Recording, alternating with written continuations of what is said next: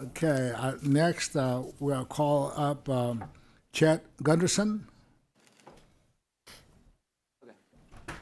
Mr. Gunderson, owner out of Order Studios and producer, The Chosen.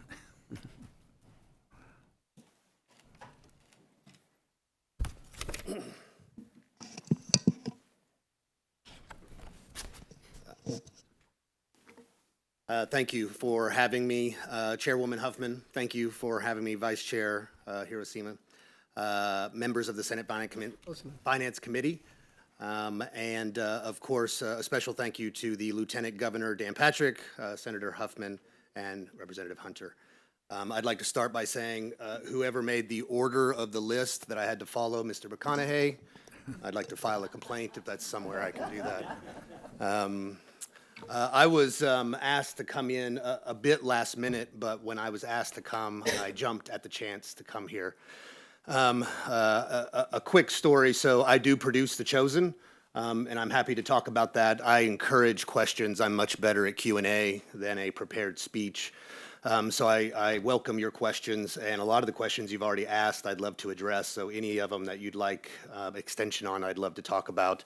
But one story I love to tell is when we started shooting The Chosen, which when The Chosen started, we were a very, very small project. In fact, we were so small, we did not qualify for the incentive in its current state. And so I am excited about the idea of lowering some of these sliding scale boundaries or limitations to encourage, because I think a lot of family-friendly, faith-based projects fall into that lower budget tier. Regardless, we brought The Chosen to Texas for a lot of reasons. I was recently quoted as "What's more Texan than cowboys and Jesus?" And obviously, we're the two. I'm not quite the 800-pound gorilla in the room like Mr. Sheridan, but The Chosen has grown exponentially over the years, in a big part to Texas. After we shot season 1 of The Chosen and the show started gaining momentum, we started getting a lot of comments from our fans, which our fans are quite unreal. And there's a whole thread that started, thank you for going and shooting the show in Israel.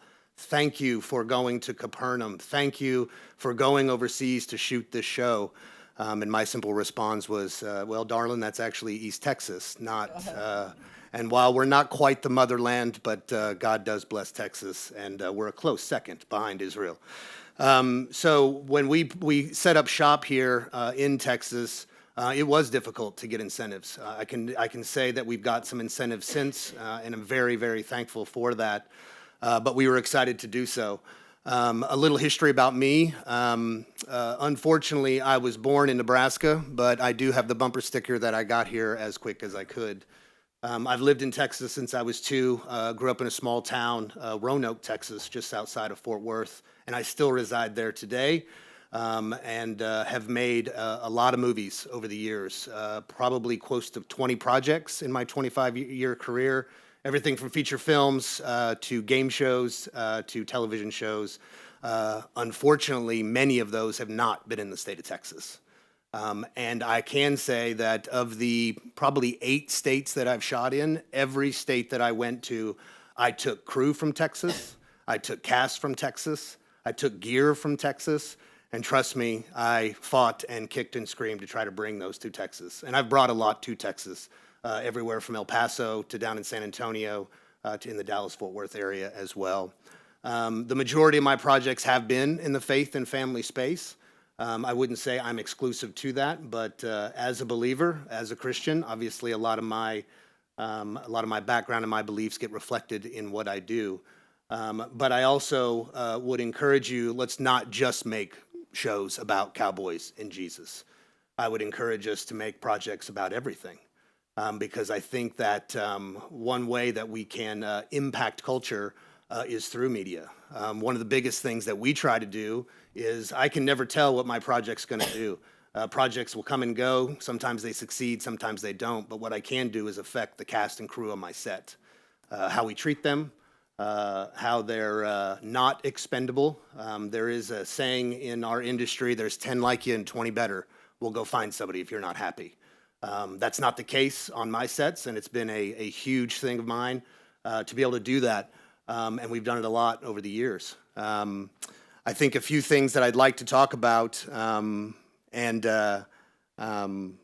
is with The Chosen, we've employed a lot of people. Season 1 of The Chosen, we were less than $1 million an episode. And this coming season, we'll be spending almost $70 million on our season. Most shows don't do that. They don't start very, very small and grow to big. They normally start big and just get bigger.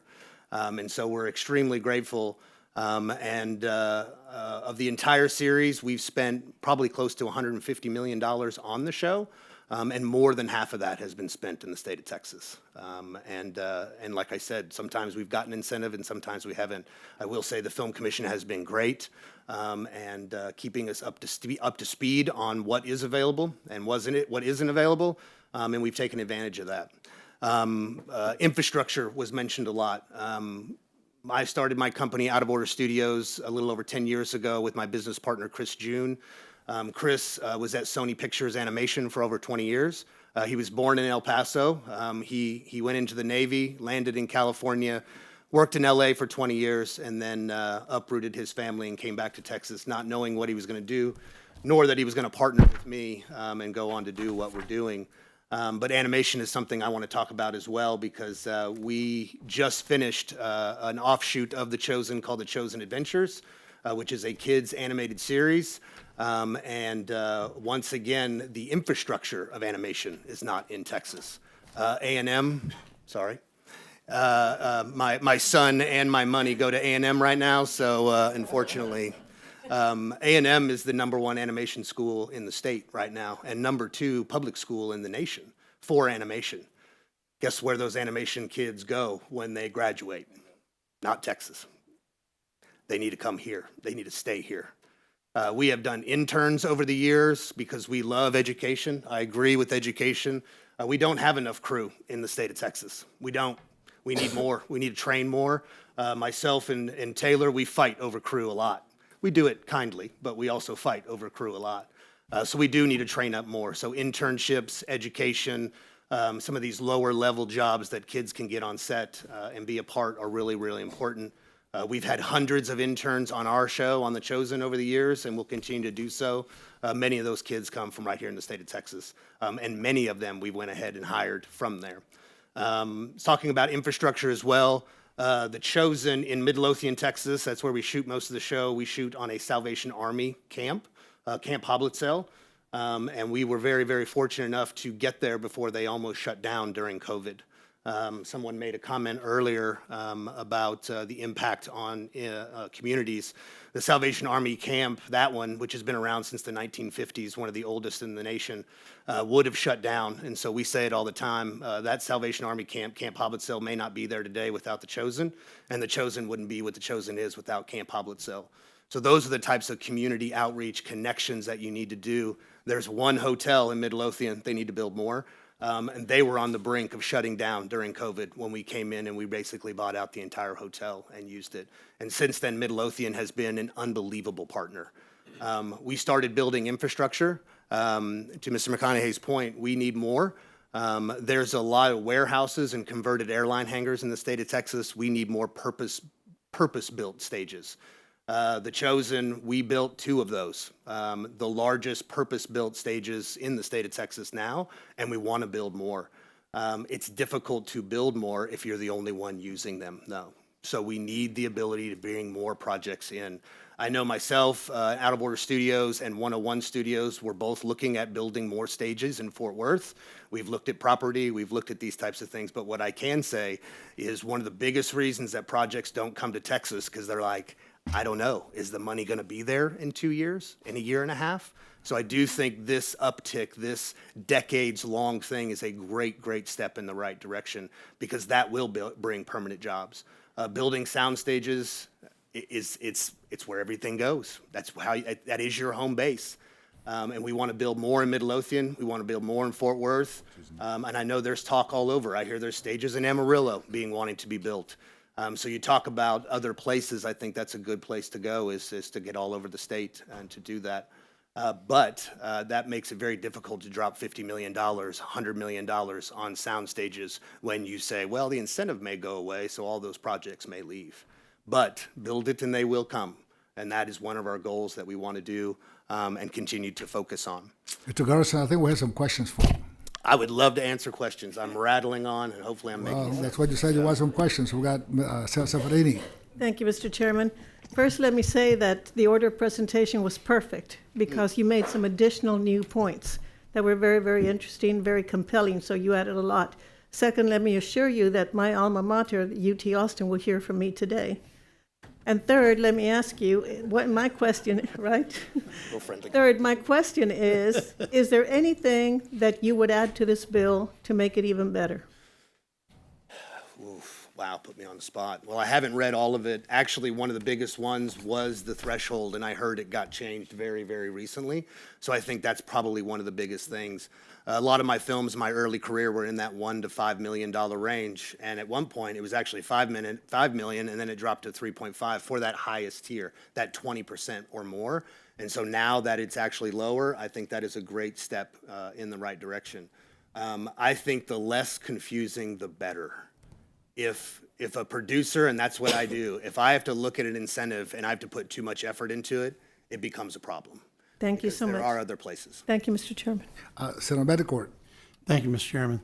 Mr. Gunderson, first off, The Chosen is incredibly worldwide impacting series. That's how much reach you have. Now, with the new trigger, if you could go back in time and say, how would this bill have helped you? Okay? Because there's, obviously you've made a success of it without it, but what would have done to either expand the reach or expand the project faster? I would love to hear that answer. Well, we did start shooting in other places. We've shot in Utah. We shoot in Utah quite a bit as well. And I think that would be the biggest thing. I will say a lot of people have moved here since we started The Chosen, because obviously it has become something that's going to be a long-term thing. But I'm a Texan, and I think a lot of the people that are already here are Texans. And so that's kind of the low-hanging fruit. I mean, we're the easy ones. We're the status quo. Of course we want to be here. We're Texan. But the key to this is we want to attract non-Texans. I don't need to probably tell you guys, but I can say in my industry, in my circles, the amount of people moving to Texas specifically from California and obviously many other places is growing. And so we need to give them more of a reason to come here. And I think that's been the biggest problem with the incentive as it currently stands. So The Chosen, I guess, would be described as conservative evangelical from that standpoint. But you can shoot that movie anywhere. The question is, if you go back and look over your career, if this bill had been present, do you think you could have shot that originally in Texas? The Chosen? I'm sorry? Yes. Well, we shoot The Chosen in Well, no, but you originally started in Utah, right? No. We just go and shoot some of the show in Utah. We've shot in Texas the majority of the time. The first 2 seasons completely in Texas, and then more than 60% because that's part of the incentive for Texas. Texas is our home base. Again, we've built infrastructure. We put $50 million into sound stages in Midlothian. And what I'm trying to get at is from the standpoint of you started with a smaller program that has become, to use the term, gloriously successful, for lack of a better description. So what do you think this does for the next storyteller that comes to this point where that trigger that's now lowered at this point in time, what does it do for them? Well, what I can say, The Chosen is about to expand. We're looking at the story of Joseph, the story of Moses, the book of Acts, and I can say currently that Joseph is looking at New Mexico. Okay. Right. Thank I don't you. want it. Yeah, right. Well, that's right. So I know, and unfortunately, it's to all the reasons that we're talking about. Give them a reason to stay, and I think it'll be an easy thing. So trust me, I've shared the word on what the potential of this new bill is, and it definitely it threw up a couple of years there. So. Well, Mr. Jones, I can't speak for the Lieutenant Governor because he just spoke for himself. Yes, I can feel him over. I would hope there's a recall button, or I think the old movie line is the hook. Yeah, If yeah, you yeah, could yeah. pull that back, we would appreciate it. Well, and again, like I said, we're shooting an animated show, and while we use 2 animation companies in the state of Texas, we spent the series. It was a small series, about $25 million. Only 5 of it was spent in the state with the same company, though. But that company has a Canadian branch because of the lack of Well, incentives. in you Texas. mentioned $25 million. That's exactly what this committee gave Texas A&M to start that program. Exactly. Because that was something that Chancellor Sharp and others at the university were very interested in getting that program started 2 years ago. So I'm glad to hear that it's at least one Aggie dad is happy with that result. Thank you. Senator West. Thank you very much, Mr. Chairman. Mr. Gunderson, great testimony. And I'm going to go back to the infrastructure that we were talking about and the workforce piece. Tell us about how you have been able to use local workforce here and what we need to do to continue to develop that workforce. And as part of your response, talk to us about internships and how persons are able to plug into you. Knowing that there are internships available is one thing. Being able to plug into them is altogether something different, especially in the North Texas area, including Midlothian and places like that. Right. Outside people, I mean, it's been said many, many times, whether it's lumber or restaurants or whatever it is, we've got quite the reputation, and thank God, a good reputation in Midlothian. I warned the Salvation Army when we started thinking about using their property that films are an infestation, so be ready when we come. But praise God that we were able to become good partners with them.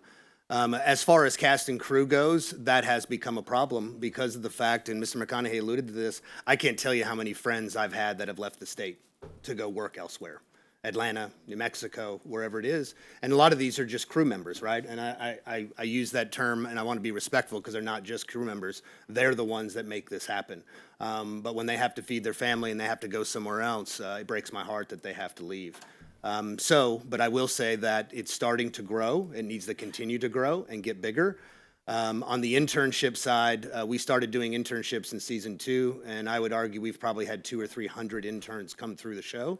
And we've done the same thing as Mr. Sheridan is doing as well, is partnering with local schools and getting the word out, whether it's through the commissions, through the schools themselves. We do have schools from all over the nation coming. And ours, to be honest with you, we didn't have to say anything. The word got out, and now it's just difficult to take all the interns that we can. We've also started a kids film camp at Camp Halbertsel there in Salvation Army in Midlothian to do more of an extended go make a movie. As Mr. McConaughey said, this phone right here is 4K, and I didn't shoot The Chosen in 4K for 3 seasons. Now, granted, it was a little bigger camera, but to the point that you can just make stuff. And a lot of the younger generation are doing things way more impressive than I've ever imagined. And so to get those kids, to have them apart is a huge, huge thing for us, and we're going to continue to do that. And we communicate with all the about film. kids, kids camp, what age range is that? The kids camp is high school, so 12 to 18, and then our interns are college level. And so obviously that's kind of the idea behind it, is to start them young and get them trained up, so by the time they get to us, they're ready to enter the workforce. There's nothing better than on-set experience. I agree with you. In terms of, I know we're talking about state incentives right now. Yes. Are there any local incentives that you plug into? Every now and then, there have been. I haven't personally seen them. I've definitely heard of a lot of them. I do think it's something that, honestly, it's education more than anything. When we approached Midlothian about the tax exemption that you can do for infrastructure, which I will give a special shout out that the former film commissioner Heather Page and Mindy Raymond, they have a company that helps with just that sort of stuff, and they've been a huge, huge asset to us. But what had to happen is somebody needed to educate them. They needed to know. Midlothian wants to help. It's not that they don't want to help, but there's just an education process to it. And they were really, really great and have become a huge advocate of the show. Lastly, what economic impact have you had on Midlothian? Oh, I don't know the exact numbers, but it's definitely in the millions. So, because we are completely there. Everything is there. So, and like I said, we just built a huge infrastructure as well. Thank you. Senator Campbell. Thank you, Mr. Chairman. Well, Jack Gunderson, I agree with you that all films don't need to be made about cowboys and Jesus. And yes, it is a great time to tell a story. And The Chosen is the greatest story ever told. Thank you. Thank you, Mr. Chairman. Thank you, Madam Chairman. Okay, I don't think we have any more questions. Thank you very much for your testimony. Thank you. Thank you. Next, we have the Honorable Mary Parker, Mayor, City of Fort Worth.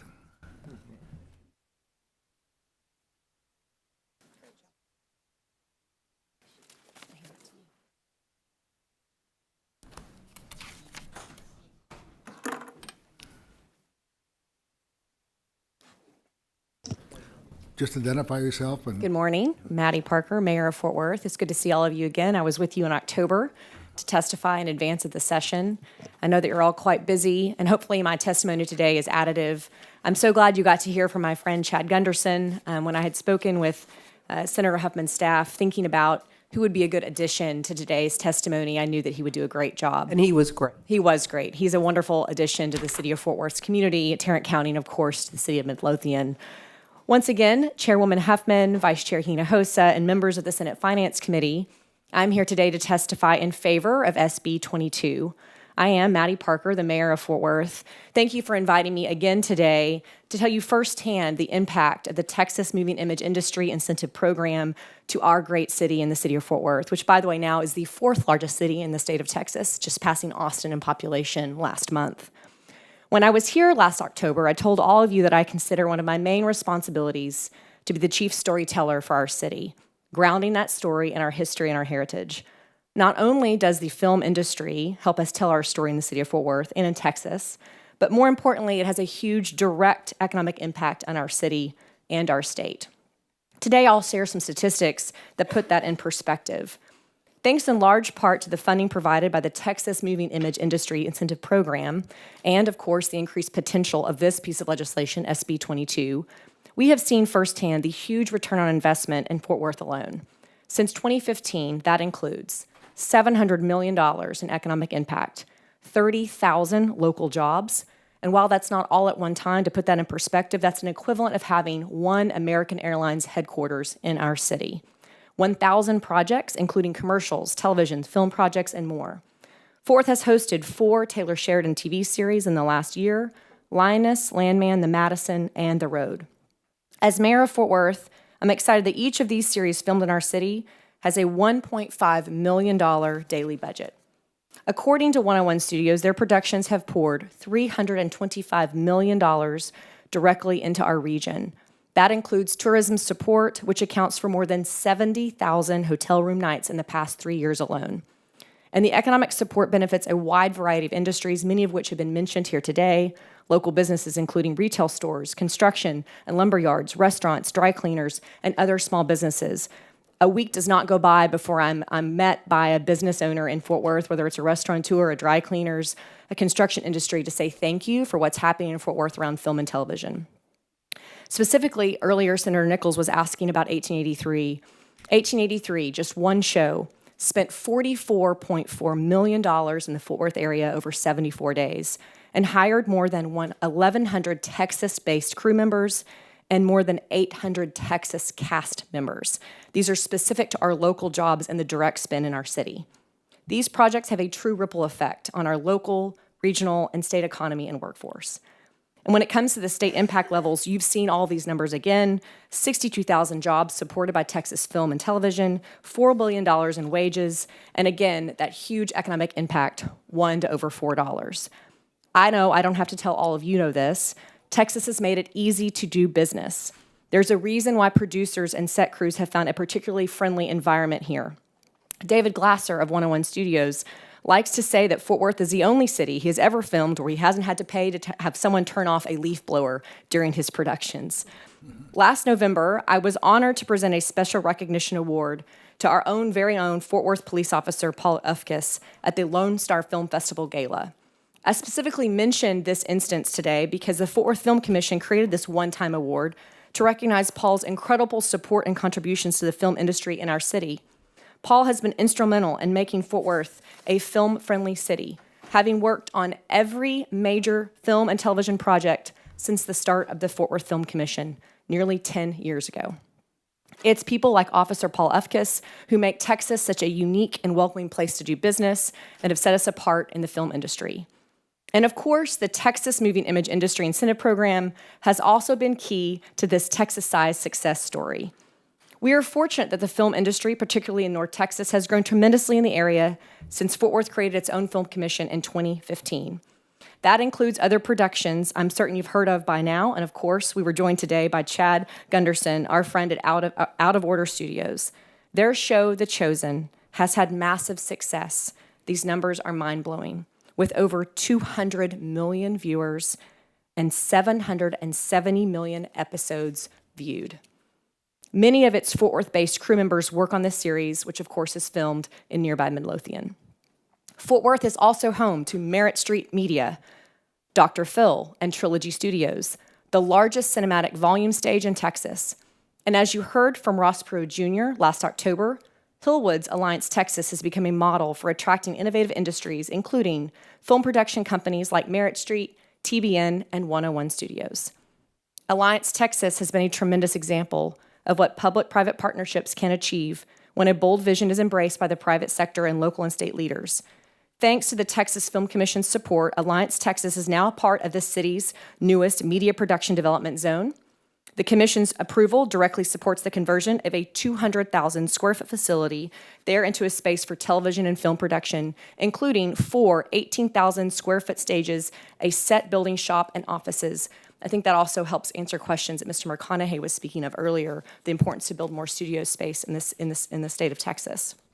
In 2018, with the state's help, Fort Worth has become not only the second city in Texas after Austin to first establish a media production development zone, which was designated in our Southside Tax Increment Financing District, and helped us build local studios, including Red Productions, and Red Sanders is actually here today, which now houses A&M's Virtual Production Institute, and yes, the #1 program in the state of Texas. I mentioned this Fort Worth Film Commission. It was established in 2015 to attract film, television, commercial projects, and it's all been a huge success. The commission has also been key to helping us create a talent pipeline right here in Texas. Last fall, the Fort Worth Film Commission, in partnership with Tarrant County College and 101 Studios, launched the Jobs in Film program, which offers fast-track certifications to meet Fort Worth's and the state's growing need for trained film industry crew. I was so proud that Mr. McConaughey mentioned this program today. I've gotten to interact with these students and know firsthand they are now working in Out of Order Studios, Red Productions, MPS Studios, and Panavision. All have helped contribute to the curriculum, and importantly, we've seen huge enrollment growth in this program, rising from just 20 students at its inception to now over 200, and these graduates are working on area productions across the city of Fort Worth. Of course, TCC is not the only example. The University of Texas at Austin is also looking to expand their efforts, working alongside 101, now on a designer production assistant curriculum. And last session, this was mentioned earlier, thank you to the Texas Legislature for supporting Chancellor John Sharp and Texas A&M's request to develop the Texas A&M Virtual Production Institute, which one day will be housed in the city of Fort Worth, the nation's first institute of its kind production facility that integrates real-world scenarios and reality technology. This work will advance problem-solving and support workforce development, and their first 2 virtual production studios are already up and running, with students attending at the new Texas A&M Fort Worth campus. The virtual production studios are temporarily housed at Red Productions and with Probably Monsters. By the way, a business that moved from Seattle, Washington to the city of Fort Worth, largely in part because of all the success that we're having. Fort Worth has been immensely successful thanks to fostering a collaborative environment and cultivating strong relationships. But much of that success is thanks in large part to the strong support of the Texas Legislature. The Texas Moving Image Industry Incentive Program has laid a monumental foundation for incentivizing film and television. Truly, in our minds, it is a Texas-sized success story, and one that can only be told right here in the state of Texas. The opportunity to expand these efforts with SB 22 only further supports the industry and our state's economy. Thank you for your service to the state of Texas and time and attention to this important issue. I'd be happy to yield the rest of my time and take questions. Thank you. Okay, any questions? I don't think so. We have Senator Campbell. Just a comment. I think, Madam Chair and Mr. Chairman, having actually a mayor of a city who's been able to measure the actual return of investment, not just dollars, but even student training and workforce training, like Chad, who I called Jack. Chad said, the best training is on scene. So with that, I think that's great support for Committee Substitute Senate Bill 22. Thank you, Senator Thank you, Campbell. Ms. And if I may also add, it's important to note, Mr. Gunderson's a great example. These students are getting real-world experience and they feel welcome on set. They can see themselves in the industry. Sometimes you have a really negative experience, of course, in some type of environment like that when you're a young student. That's not the case with all of our large production companies in Fort Worth, so we're quite proud. So thank you also for thinking about how to incentivize higher education. I know there are several different schools in the city of Fort Worth, from TCU to A&M to UTA, that would all be very interested in that. And I may also add, I remind you, I'm a student of a rural community myself. I grew up in Hico, Texas. And I'll remind you that our rural communities are also seeing a huge impact across the state. Stephenville, Texas in particular saw this. We saw this in Hico, from Parker County to Wise County to Erath counties. And I think sometimes that's missed because there's so much focus on our large cities. And of course, I'm here on behalf of the city of Fort Worth today. But as all of you represents diverse areas across Texas, I think this bill is well crafted to make sure that rural Texas is also well represented. So thank you for that. No more questions. Thank you very much, Mayor, Thank for you all. your testimony. Good to see you. Thank you, Mayor, for being here. Appreciate it. Next, we have Julie Smith, Tourism and Visitors Bureau Manager, City of Stephenville.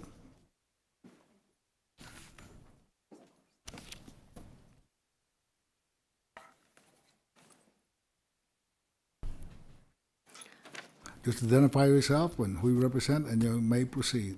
I'm Julie Smith, the former Tourism and Main Street Manager for the City of Stephenville. Thank you all for inviting me to come back. It's an honor to be here. In 2019, the City of Stephenville and Erath County completed the steps to proudly become a certified as film-friendly community. Described as distinctively Texan by the Texas Film Commission, we believed our prospects for on-location film projects were promising.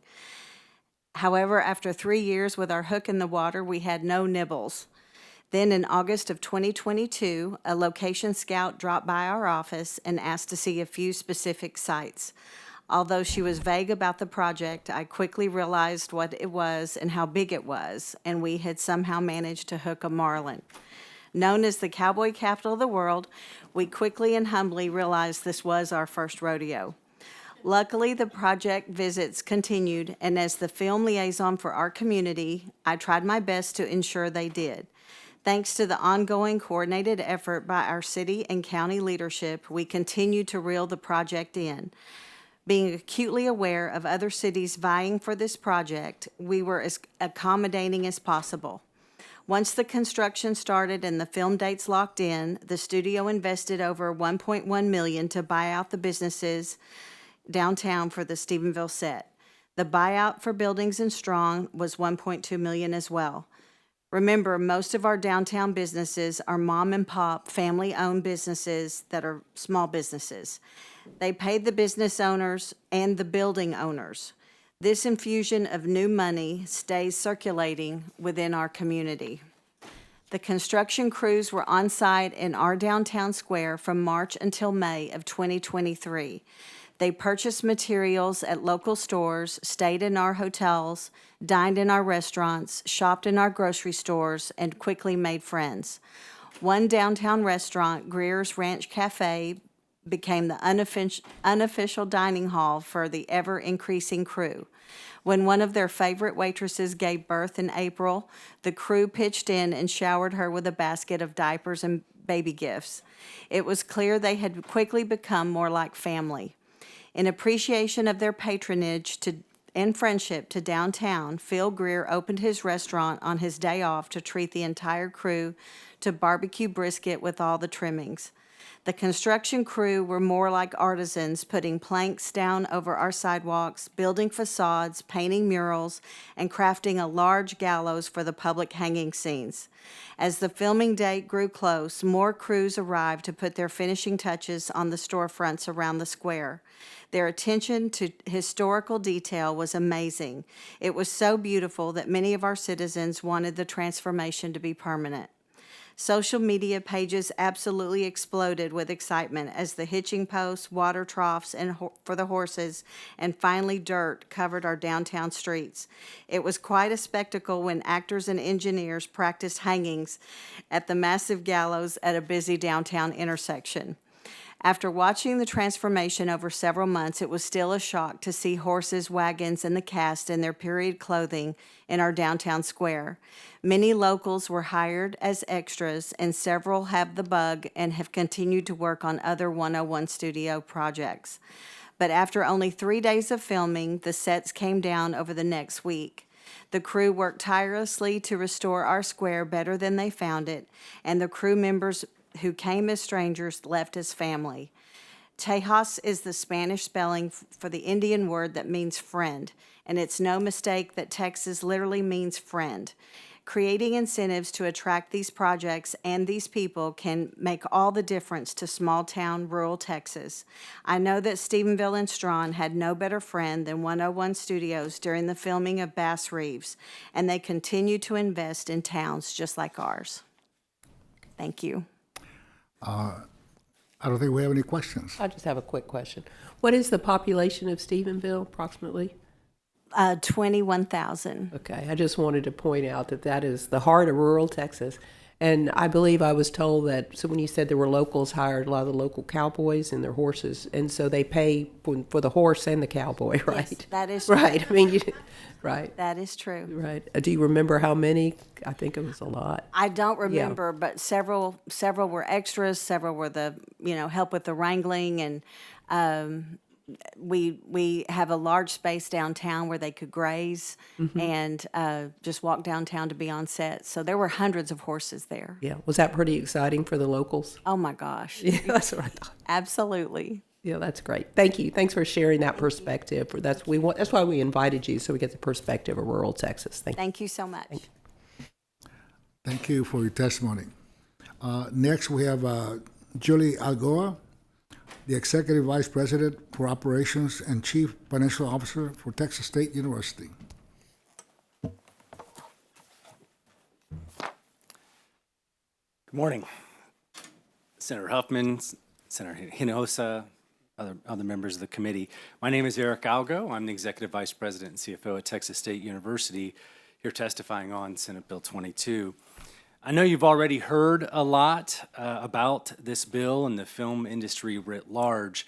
I'm grateful to have an opportunity to give you our academic perspective based upon Texas State University's leadership in providing the workforce to fuel this industry. Texas State's School of Theater, Dance, and Film was recently ranked by The Hollywood Reporter as one of the top 25 drama programs in the world. We're the only Texas university, by the way, in those global rankings. And with alumni like Taylor Sheridan, growing this industry in Texas is something that's very near and dear to our hearts. You all know that the film industry is big business. Globally, the media and entertainment industry generates about $3 trillion in total economic impact. Around $50 billion of that is here in Texas, 40 to 50 billion here in Texas. So a very small percentage of that global industry, which gives you some indication of how much room we have to grow. We believe Texas can be a much larger part of that global media industry. You've heard about the 469% ROI of the TMIP program. As a CFO, I'm glad to hear all of the other ways that ROI can be measured as well, such as exporting those Texas values and shedding a positive light on the state of Texas. My focus here today is to talk to you about our students and the jobs for our students and our path to produce more graduates ready to take those jobs. We are exporting too much talent and would love to keep more of it here in Texas. As you all likely know, one of the challenges with the current program was the 55% Texas resident aspect. And I know that the changes that have been introduced to the bill are going to address that and make it much more achievable. And that's a great thing. But at Texas State, we're also trying to do our part in making that more achievable by producing more work-ready graduates for those jobs. The Bureau of Labor Statistics says that there will be 12% increase in the number of jobs in this industry between now and 2029. Just here in Texas, if you look at our current number of people we have employed in the industry, that means 50,000 more jobs in this industry if we don't take market share from some of the other places.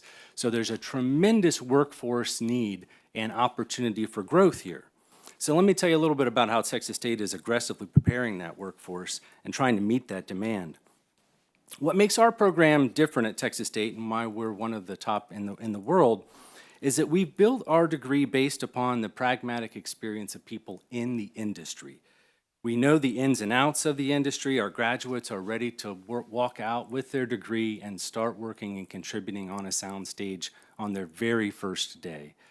Our film program enrollment shows that that approach is working. Our students are responding to our faculty who are working professionals from the industry.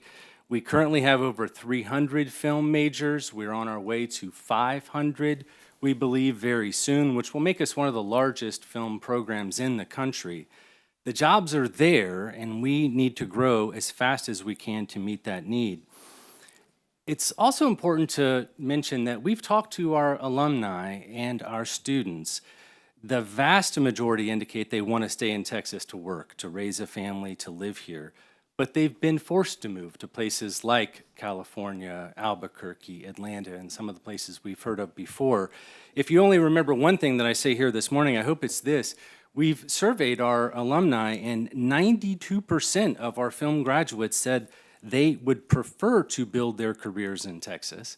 And of those who have already left Texas, and that is the majority of our graduates, 96% of them say they would come back if the industry could provide reliable jobs here in the state of Texas. Those aren't surprising numbers, but anytime you take that big of a survey and you have 96% saying something, it's a clear indication. I'll close by mentioning Live Oak Studios. It's a source of pride at Texas State University. The legislature helped us to create this building in 2022. It was built specifically to meet the growing demands of the industry. It includes state-of-the-art film sound stages, television production studios, classrooms, video and sound editing, all of that pre- and post-production work that you would expect. That studio, Live Oak Studios, gives us the core facilities we need to continue to grow our program.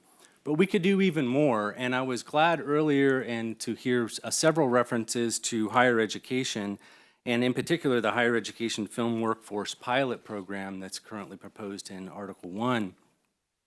Some of you may recall that Texas State was designated, along with Texas A&M, Senator Betancourt would have been sure to point out, as a virtual film production institute in the last session by HB 4419.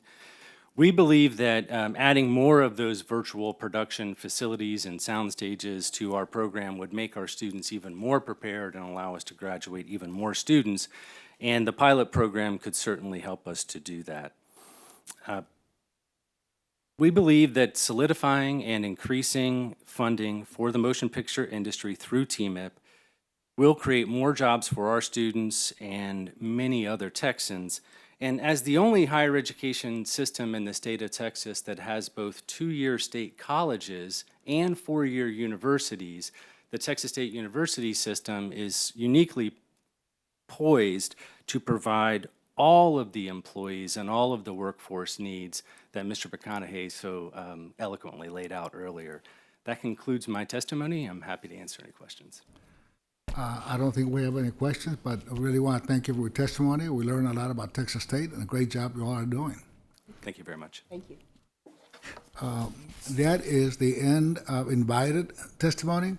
So we'll close that portion of the testimony and we'll open up public testimony so that we'll go with those witnesses who sign registration cards.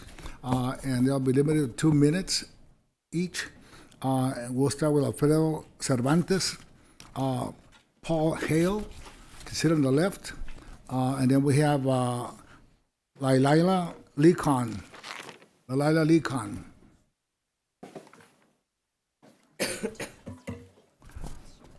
Mr. Cervantes, Yes. identify yourself, who you represent, and then you may proceed, sir. You have 2 minutes. Thank you so much. My name is Alfred Cervantes. I'm the Executive Director of the Houston Film Commission. I would like to thank my fellow Houstonians, Chairwoman Huffman, Senator Alvarado, and Lieutenant Governor. And thank you very much for this bill, SB 22, SB 22. I'm here to speak in support of it. As the Executive Director of the Houston Film Commission, I've worked in film production in Texas and Houston since 1992. I got started in the film industry when there was no incentives. It was, I call it the good old days, where people would go where it's right for the project. They would go where they have the right locations and crew to support it, infrastructure, all those things. In the late 1990s, Canada instituted incentives and changed the whole industry. And now it's not only are we competing with other states in the domestic United States, but other countries as well. Even in the last month, it was announced that Ireland is offering a 40% incentive, and California is about to institute a 35% incentive. And so it is a challenge that we've been facing over the years. In Houston, in the early 90s, I've worked on Apollo 13, Reality Bites, Powder, Jason's Lyric. These are some of the films I worked on as a crew member in the early mid-90s. And back then, everyone was touting Texas as the third coast. Again, this was before incentives.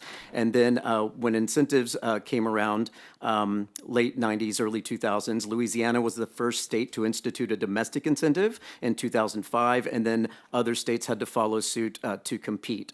And so most recently, we had a project that was a Houston story based on a very popular article in Texas Monthly about a undercover Houston Police Department officer that was filmed in a neighboring state in 2022. Unfortunately, that movie, our state was out of incentive money at that time, and that movie was Hitman, directed by Richard Linklater, starring Glenn Powell. Am I out of time? Yes, sir, you are. Okay. I'd like to say thank you so much for support, and I appreciate it, and thank you. Thank you. Mr. Hale?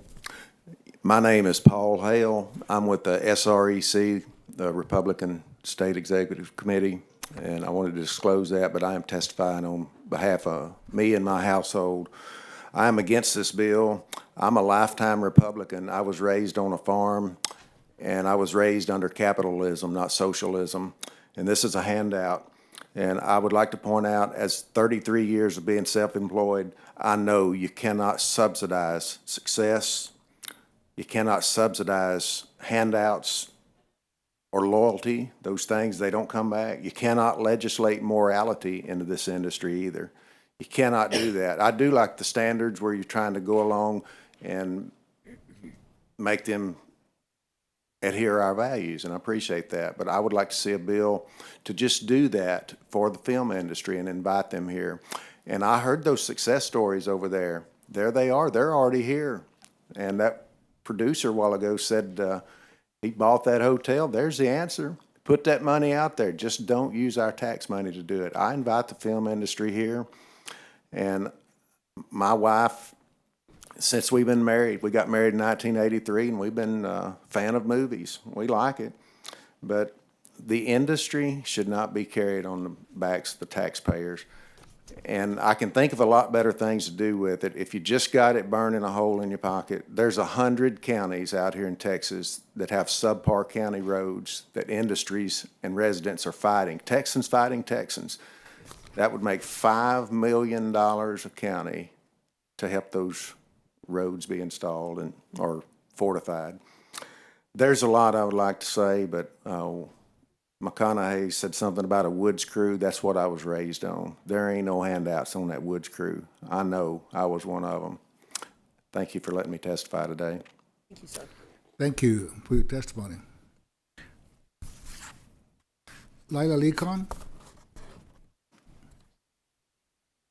Good afternoon, Madam Chair and Committee. I'm Lila Lecone, and I'm testifying on behalf of myself in favor of Senate Bill 22. I'm a journalism and film student at the University of Texas at Austin, and I graduate next year. Growing up, I always had the plan to go to UT, and then upon graduating, I would move out to LA or Georgia. But this vision has changed. Recently, there's been a shift within the industry, and more projects are being made here in Texas. And right now, I see a state that is working to build a thriving film industry right here. The next generation of filmmakers are hungry to create movies here in Texas, and I, standing here in my cowboy boots, am one of them. Movies have made me feel seen and helped me find a community, and working on film projects here in Texas has given me a sense of purpose and belonging. A few weeks ago, I attended South by Southwest and watched many premieres from talented filmmakers.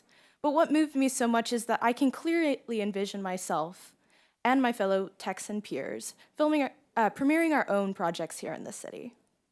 One of my favorite parts of the movie is when it ends and it cuts to black and there's rolling credits. Because each one of those credits represents a job, from the director to cameraman to craft services. Movies give people jobs and they tell our stories. As long as there are people here living in Texas, their stories will need to be told authentically, which requires those stories be told in Texas. This bill would not just be investing in these pictures or infrastructure, but in these people, Texans who desire to give back to their communities. I'm here in Texas working on producing, directing, and writing movies that will take place here and inspire generations to come. I work hard every day to build my craft as a filmmaker because I want to be known as a Texas filmmaker alongside some of the greats of whom which joined us in this room here today. Just finish your thought. Thank you. So many young filmmakers like me are reaching for the stars, and what better state to house them than the Lone Star? Thank you so much for your time. Thank you very much for your testimony. Those are all the cards we have. Well, did you fill out a witness card? All right, come on up.